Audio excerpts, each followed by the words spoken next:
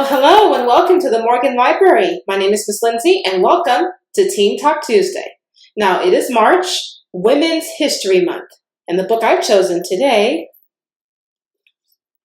I Am Malala, the girl who stood up for education and was shot by the Taliban, by Malala Yousafzai, with Christian Lamb. I Am Malala. Here we go.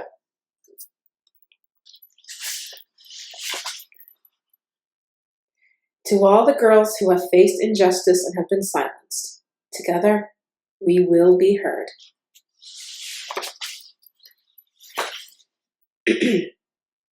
Prologue.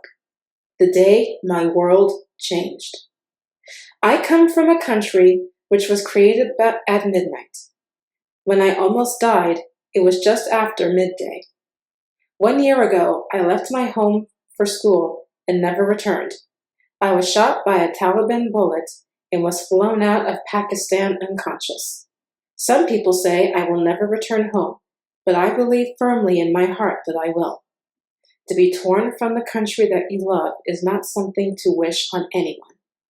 Now, every morning when I open my eyes, I long to see my old room full of my things, my clothes all over the floor, and my school prizes on the shelves. Instead, I am in a country which is 5 hours behind my beloved homeland Pakistan and my home in the Swat Valley. But my country is centuries behind this one. Here, there is any convenience you can imagine. Water running from every tap, hot or cold as you wish. Lights at the flick of a switch, day and night. No need for oil lamps. Ovens to cook on that don't need anyone to go and fetch gas cylinders from the bazaar. Here, everything is so modern, one can even find food ready cooked in packets.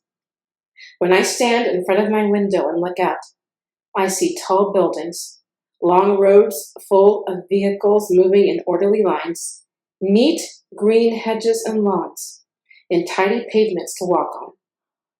I close my eyes, and for a moment, I am back in my valley. The high snow-topped mountains, green waving fields, and fresh blue rivers. And my heart smiles when I look at the people of Swat. My mind transports me back to my school, and there I am reunited with my friends and teachers. I meet my best friend Moniba, and we sit together, talking and joking as if I had never left. Then I remember I am in Birmingham, England. The day when everything changed was Tuesday, October 9th, 2012.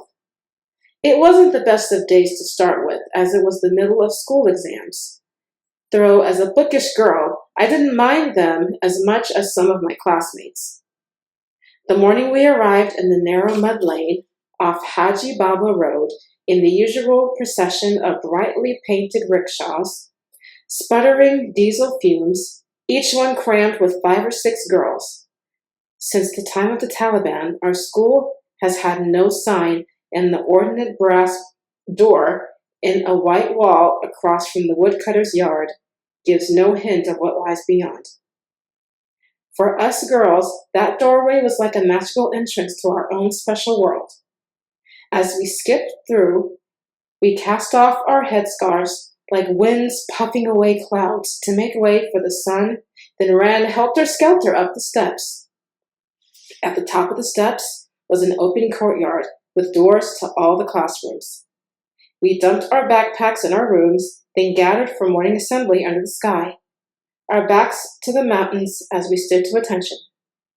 One girl commanded, "Assam Bash," or "Stand at ease," and we clicked our heels and responded, "Allah."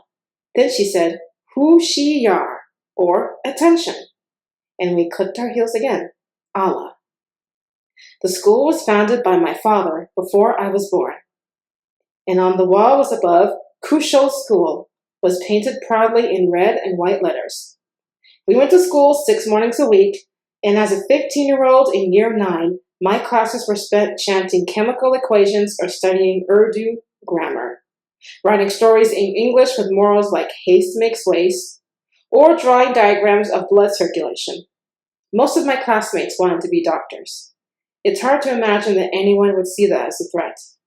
Yet, outside the door to my school lay not only the noise and craziness of Mingora, the main city of Swat, but also those like the Taliban who think girls should not go to school.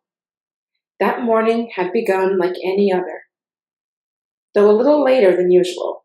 It was exam time, so school started at 9 instead of 8, which was good as I don't like getting up and can sleep through the crows of the cocks and the prayer calls of the muezzin. First, my father would try to rouse me. Time to get up, Jenny Moon, he would say. This means soulmate in Persian, and he always called me that at the start of the day. A few more minutes, Abba, please, I'd beg, then burrow deeper under the quilt. Then my mother would come. Pisho, she would call. That means cat, and is her name for me.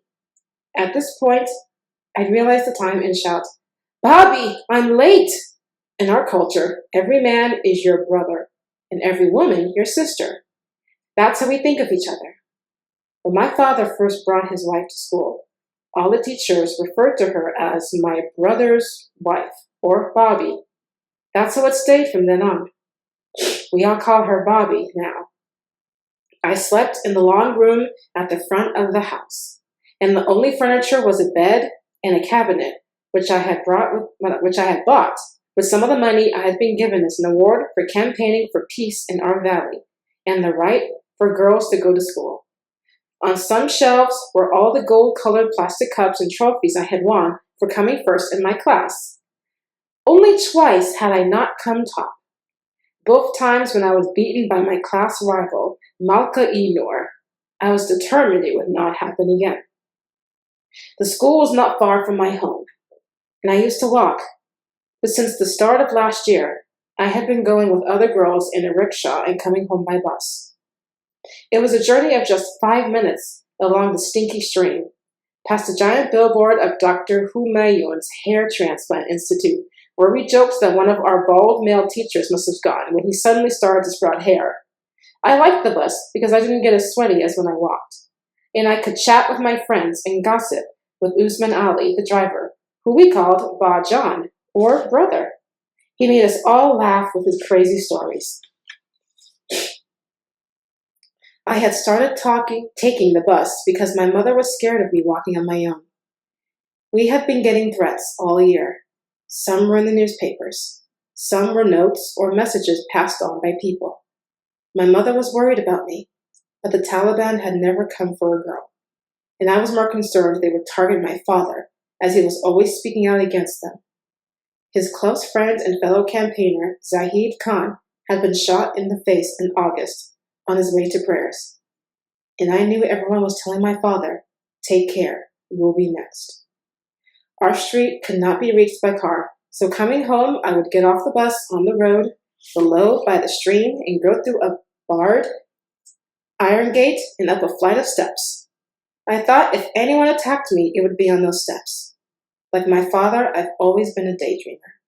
Sometimes in lessons, my mind would drift and I'd imagine that on the way home, a terrorist might jump out and shoot me on those steps. I wondered what I would do. Maybe I'd take off my shoes and hit him. But then I think if I did that, there would be no difference between me and a terrorist. It would be better to plead, okay, shoot me. But first, listen to me. What you are doing is wrong. I'm not against you personally. I just want every girl to go to school. I wasn't scared, but I had started making sure the gate was locked at night and asking God what happens when you die. I told my best friend Moniba everything. We lived on the same street when we were little and been friends since primary school, and we shared everything. Justin Bieber songs, Twilight movies, the best face lighting creams. Her dream was to be a fashion designer, although she knew her family would never agree to it. So she told everyone she wanted to be a doctor. It's hard for girls in our society to be anything other than teachers or doctors, if they can work at all. I was different. I never hid my desire when I changed from wanting to be a doctor to wanting to be an inventor or a politician. Moniba always knew if something was wrong. Don't worry, I told her. The Taliban have never come for a small girl. When our bus was called, we ran down the steps. The other girls all covered their heads before emerging from the door and climbing up into the back. The bus was always what we call a Dina, a white Toyota town-age truck with 3 parallel benches, one along either side and one in the middle. It was cramped with 20 girls and 3 teachers. I was sitting on the left between Moniba and a girl from the year below called Shazia Ramzan, holding our exam folders to our chests and our school bags under our feet. After all that, it is all a bit hazy. I remember that inside the Dina was hot and sticky. The cooler days were late, coming, and only the faraway mountains of the Hindu Kush had its frosting of snow. The back where we sat had no windows, just thick plastic sheeting at the sides, which flapped and was too yellow and dusty to see through. All we could see was a little stamp of open sky out of the back, and glimpses of the sun. At that time of day, a yellow orb floating in the dust that streamed over anything. I remember that the bus turned right off the main road at the army checkpoint, as always, and rounded the corner past the deserted cricket ground. I don't remember anymore. In my dreams about the shooting, my father was also in the bus, and he is shot with me. And then there are men everywhere, and I am searching for my father. In reality, what happened was we suddenly stopped. On our left was the tomb of Sher Mohammed Khan, the finance minister of the first ruler of Swat, all overgrown with grass. And on our right was the snack factory. We must have been less than 200 meters from the checkpoint. We couldn't see in front, but a young, bearded man in light-colored clothes had stepped into the road and waved the van down. "Is this the Kushal school bus?" He asked our driver. Usman Baijan thought this was a stupid question as the name was painted on the side. "Yes," he said. "I need information about some children," said the man. "You should go to the office," said Usman Baijan. As he was speaking, another young man in white approached the back of the van. "Look, it's one of those journalists coming to ask for an interview," said Moniba. Since I started speaking at events with my father to campaign for girls' education and against those at the Taliban who want to hide us away, journalists often came, even foreigners, though not like this in the road. The man was wearing a peaked cap and had a handkerchief over his nose and mouth as if he had the flu. He looked like a college student. Then he swung himself onto the tailboard of the back and leaned in right over us.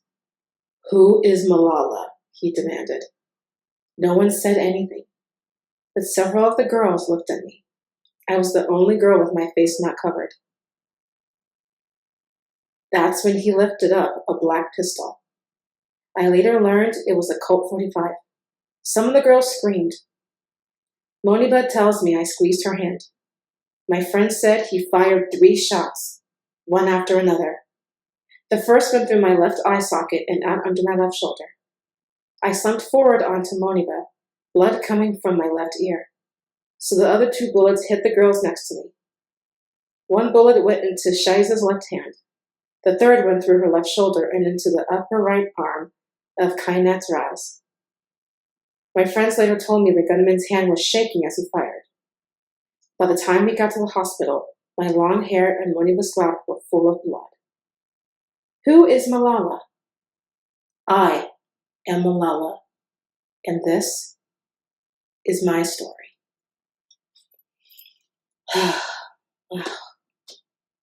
Wow. And that was the prologue, sneak peek, so to speak, of I Am Malala, the true story and bravery of Malala Yousafzai. Thank you very much for joining me today, and I will see you next time. Bye-bye.